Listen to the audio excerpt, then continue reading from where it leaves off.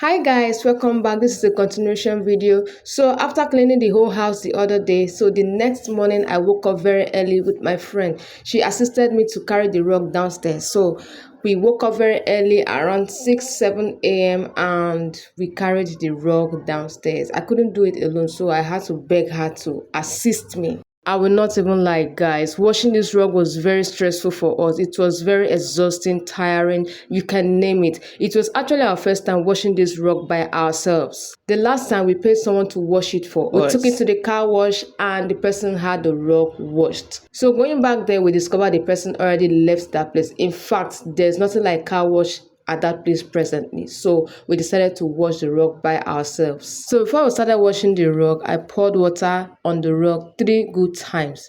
3 good times, yes. I did it because I wanted the whole dirty to dissolve inside the water so that it will not be difficult to wash the rug. So this was the second bucket, and after the second bucket I brought in the third bucket of water and I had to pour my detergent inside. So after pouring the detergent inside, I started washing the rug. It was very difficult at first. Yes, it was difficult at first. So gradually, guys, it started making sense. Yes, it wasn't difficult at this point. So I got tired and my friend continued. She washed to an extent.